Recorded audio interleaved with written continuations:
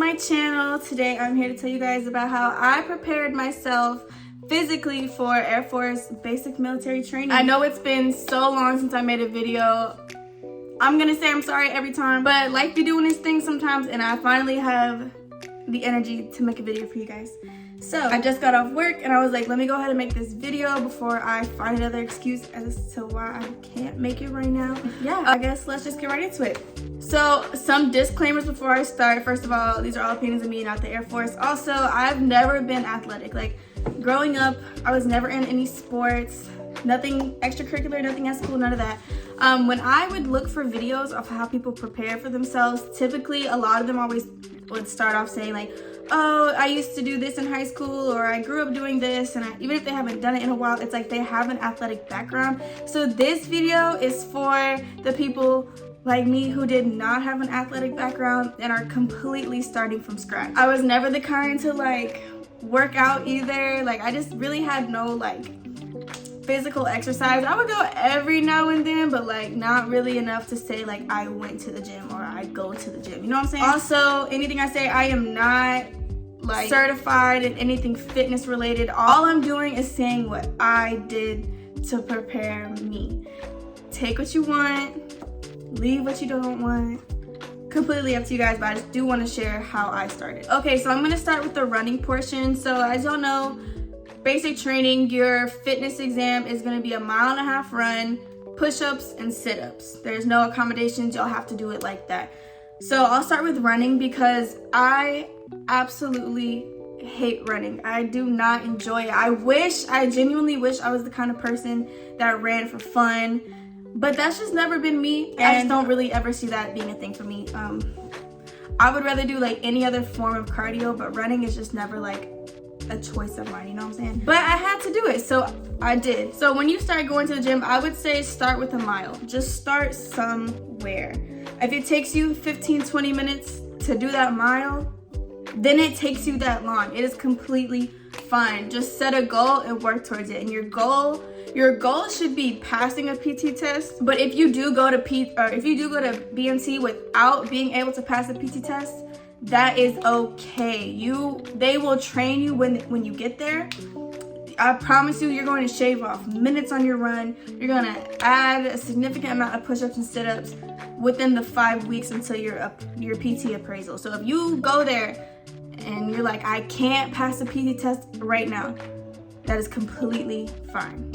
You'll be able to pass them by the time you're there. I think my main piece of advice for anybody joining basic training was to break in your body before you went to BMT.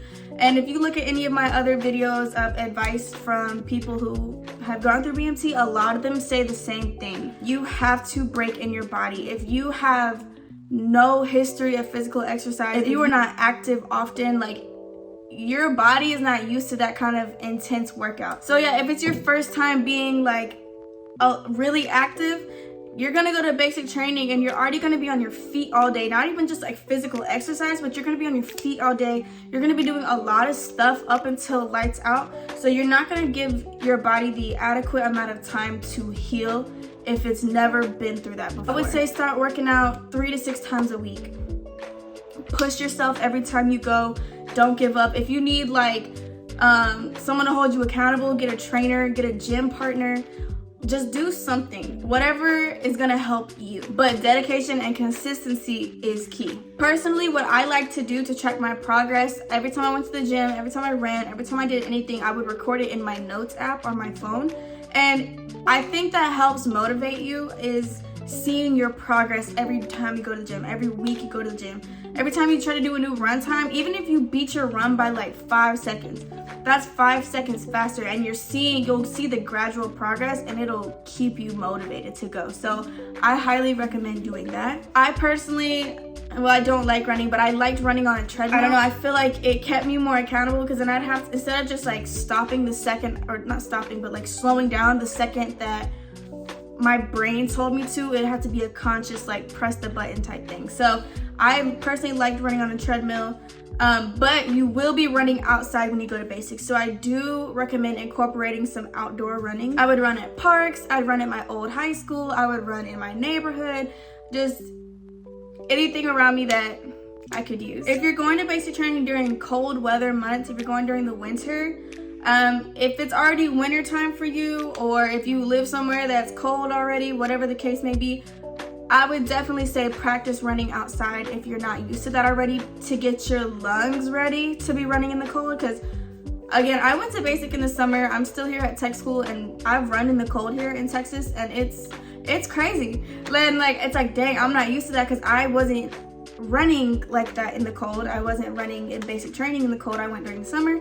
So it's definitely a lot to get used to. I honestly commend anybody who goes during the winter, because I don't know how I personally would have been able to do that. That just seems like a lot. So definitely prepare yourself if that is, you know, a time frame of the year that you're looking at for going. The point of running before you go isn't to ensure you can run your mile and a half in 10 minutes. Like, that's not what this is. But you want to start so you can build your endurance, so that when you go to basic, you're not completely starting from scratch.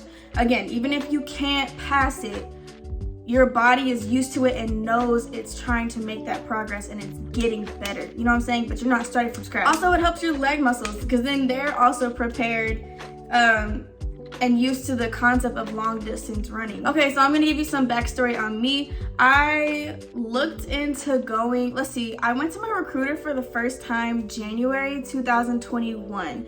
So right before I went to my recruiter, I started working out. So like December 2020, like I knew this was in my head. I knew this was something I wanted to begin to pursue. So I started going to the gym. And the first time I ran a mile and a half, like, it was a lot of walking, it was a lot of slow jogging, because I'm not used to that. I cannot run a mile and a half straight through.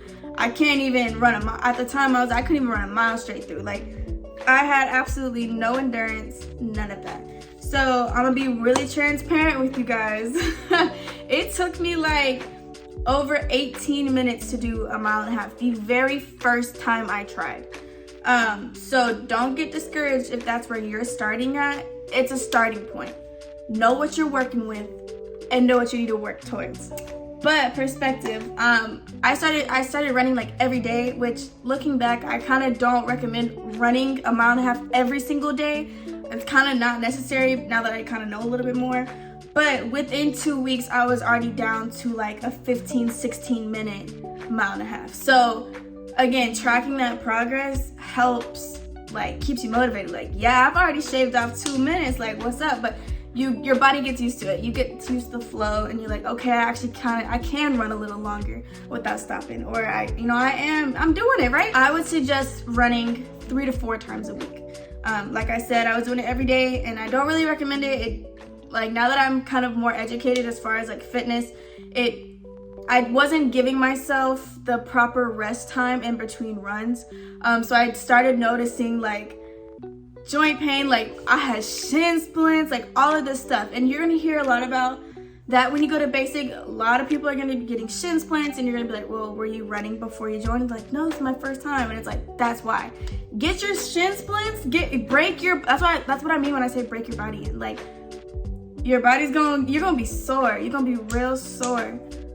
But you'll never be sore like that again. That's what I'm saying. Once you start, you have to break your body in. Don't do that at basic, and then you don't get the time to properly rest, and then you're looking sick the whole time. You know what I'm saying? So that's what I mean by that. But just because you run every day doesn't mean you have to run a mile and a half. Like I said, I would recommend 3 to 4 times a week. But even if you're just running a mile, or even if you're just getting some sort of intense cardio training in, I think that's fine, because cardio is going to induce your endurance regardless. So that's kind of the point, but do make sure you are implementing running. So every time I did run, it was to beat my PR, my past one, but you don't have to do that. Because when you go to basic, there will be days where you're gonna have run days, and it's not about speed. It's not about how fast can I run this distance. It's simply run for this amount of time and don't stop. You're gonna have 24-minute run days where it's just running for 24 minutes, jogging, basically. So some days, if you want to incorporate that, if you don't want to run a mile and a half, see how long you can run in 20 minutes without stopping, or just keep going for 20 minutes. That means you can kind of go at your own pace. It's not like a hurry up and get done, beat the clock type thing. It's just keep going. So the point is, you can make it fun. You can switch it up a little bit. It doesn't have to be, let me run as fast as I can for a mile and a half. You can do like, let me see how long I can go for this time period. You know what I'm saying? Like, switch it up. Because even when I got to basic, like I couldn't run a whole 24 minutes straight. Like that's not what I was training for before I went. Because I wouldn't run more than a mile and a half. Like I would do a mile and a half and I would stop and I'd go work out and do other stuff. Being at basic when I was first starting off like that, I couldn't run the whole thing. But throughout the weeks, once you do it, it's like, yo, that's crazy. And you're actually gonna really realize that when you're running, the more you stop to walk, when you start back up again, it hurts even more than if you would have just kept going, because your body starts to heal, and then it's like you go right back into running and it's like, wait, it can't even keep up for real. So I have to tell myself that here during the 5Ks, I'm like, you know what, it hurts to stop. It's gonna hurt more to stop, or you could just embrace this right now, you could endure this right now and keep it going, and it'll be over soon. So you just gotta have the right stuff flowing through your head to help you keep going. Okay, so like I said, I started my recruiting process January 2021. I didn't end up like going to MEPS until October that year. So I was pretty inconsistent with my process in joining, so I wasn't always consistent in the gym, because I was like, oh, I got time, and like I would go through phases of being consistent in the gym and not being consistent in the gym. So I'm just gonna fast forward to the last time I ran before I went to basic. I was doing a mile and a half in 15:13. And that was a mile and a half on the treadmill. For my final PT appraisal at basic training, I ran a 12:43. So in 5 weeks at basic, I shaved off 3 minutes. So I just want to give y'all some perspective. Like 15:13 at the time, that was passing, but they changed it. So if you're under 24 female, you have to do it in 14:52 now. But even then, like if I was going in like that and that was the thing at the time, like I still would have been fine. If you're just like flirting with the run time, even if you have 4 minutes to shave off, I'm telling you, like there were girls at basic training that they shaved 3, 4, 5, 6 minutes off their run time. It was really, really impressive. And looking back, like we were so proud of them. Like to see people and to see the progress that they made, like it's incredible. Another thing that can help you with running is learning proper gait training. So your run form is very important, and it will make all of the difference. A lot of y'all probably think you're running correct, and you're probably not. I wasn't. I thought I was, and I really wasn't using my body to my advantage as far as running. So they will teach you that the day before you have a run day at basic. They'll teach you gait training and they'll do all of this stuff. If you want to be ahead of the game, you can try and help yourself out by educating yourself on that stuff beforehand. So look up YouTube videos, find somebody who knows about it, use social media sources, whatever you can to learn before, so you're not injuring yourself preparing for basic training, so you injure yourself while you're there, and it just gets you ahead of the game a little bit so you can give it your all and be the best at it. And no, running is not easy. Like if you were in my shoes, for example, or if you're someone who doesn't like running or is not good at running, it's not going to be easy in the beginning, but nothing ever is, okay? So, but keep at it. Like I'm saying, that is going to make all the difference, is your consistency with it. As they say in basic, it doesn't get easier, you get better. I promise you, as you start beating your personal records and as you start seeing like, oh, like I'm getting better, like that is gonna motivate you so much that you're really gonna feel like you're on top of the world. You can do anything because you can. I remember before I left for basic, I could not even do my mile and a half without slowing down at some point to walk or whatever. But when I got there and did my first mile and a half, I ran that whole thing without walking. I'm telling you, you're gonna get a different kind of adrenaline at basic. You're gonna get a different kind of motivation while you're there. And also everyone is gonna be there encouraging you and pushing you on anyways. Use that as your fuel. I'm telling you, like the environment is gonna be so different, and if you have your goals in mind, you're gonna be unstoppable and you're gonna reach all of them, okay? Now for sit-ups and push-ups, upper body strength, lacking. Like I am very much a leg dominant person as far as muscles. Like I honestly, as pathetic as it sounds, I went to basic training not knowing how to do a push-up, like a proper push-up. I'm gonna say it, because there's other people out there like me, and y'all are stressing right now, like, oh my god, I can't do a push-up. Babe, it's okay. I couldn't either, but I tried all the time. Like, so do what you can. If you gotta do the girl push-ups, start there. If you just doing arm workouts, do something like chest workouts, arm workouts. I was just like, okay, I'm just gonna work on building my muscle right now, and then trying, you know, I tried, I really did. And I was like, man, I'm gonna figure it out when I get there. And I figured it out when I got there, but you don't have to do that. Like, if you can actually do it before you go, perfect. If you can't, that's fine. I remember my MTI was telling us, he was like, there was a girl in one of his past flights who didn't know how to do a push-up, and she came out doing 37 on that PT test. So round of applause for her. You can do it, like, I promise you. And for females under 24, the minimum you can do is 18. So I promise you will get there. But overall, the way to learn to do push-ups is by doing push-ups. So try. All you can do is try. Start somewhere. Like I said, do arm workouts, try the form, do whatever modifications that you have to start off with, and just keep working towards it. For sit-ups, pretty self-explanatory. Do exercises that strengthen your core. I don't want to say I got like the best core, but I'm definitely stronger in my core compared to my arms. So sit-ups were never a problem for me, but you'll actually be surprised how many people do struggle with sit-ups. So maybe your thing is push-ups and you struggle with sit-ups, or vice versa. For me, it was the push-ups I was really worried about, and then my run, and then sit-ups, because I felt pretty good about my sit-ups. So find things to strengthen your core. Do bicycle crunches, do planks. Even if you can only do a plank for 20 seconds, start there. Start there and work your way up. Like, it's working out. Like, that's how it goes. Y'all already know that. I would also say do sit-ups also, of course. Get in the hang of it. Have somebody hold your feet. Get a weight plate and put it on your toes. I used to do that. Slide your feet under some piece of furniture, do something, and start practicing sit-ups.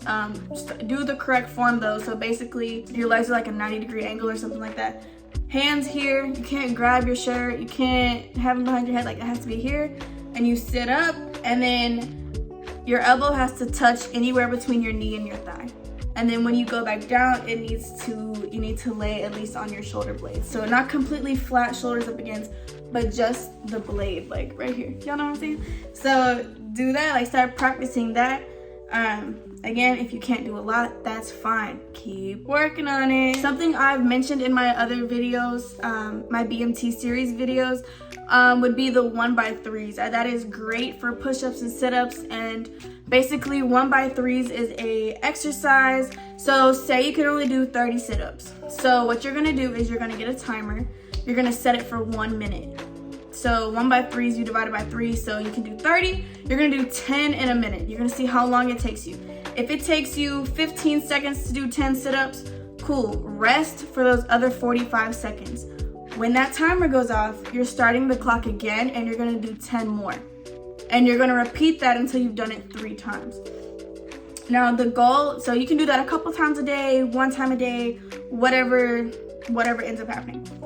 The goal is to every day or every week, however consistent you are with it, go up by 1. So if you did 10 one day, do 11 the next day, do 12 the next day. Keep going up. That's how you improve your numbers. So do that with push-ups, do that with sit-ups, whatever your max is in a minute divided by 3, and do the 1x3s. You will be doing those in basic, so it's good to get in the hang of it beforehand, and they do help. I just really can't stress consistency enough, because when you get to basic, you will be working out 6 times a week, plus all the extra just physical things you'll be going through, whether it's just walking or climbing stairs or doing whatever the case is. So consistency is key. Whether you've never been athletic like me, or whether you have been at some point and you fell off and you need to get back, or it's been a few years, whatever the case is, just stay consistent with it. Even if it's consistently 3 times a week.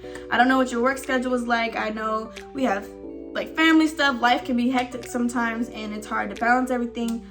But you don't have to go to the gym and be there for 2 to 3 hours. Like, just go in there, run, do some sit-ups, do some push-ups, get out.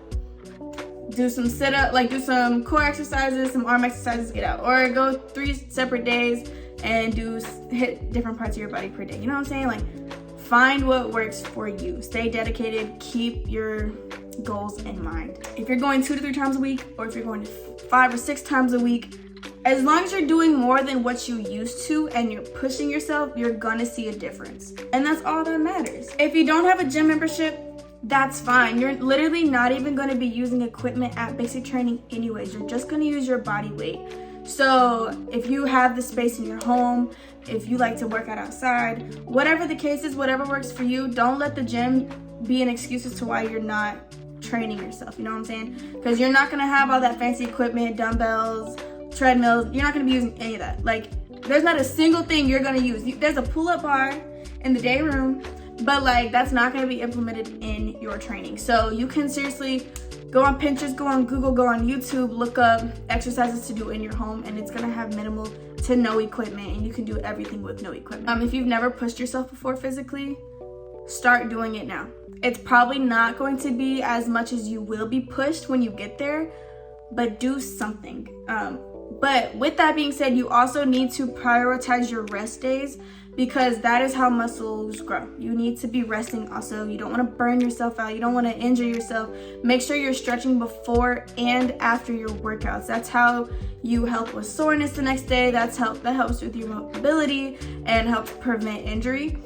And it just makes you more flexible and more able to really get a good workout, and depending on what you want to do. Like, I remember I sucked at, like, I don't want to say I sucked at stretching, but like, I never did it. I never prioritized it.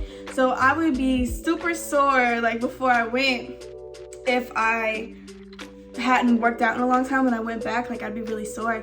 But being in basic training, I actually was never sore a single day, and that's because we did warm-ups and cool-down stretches.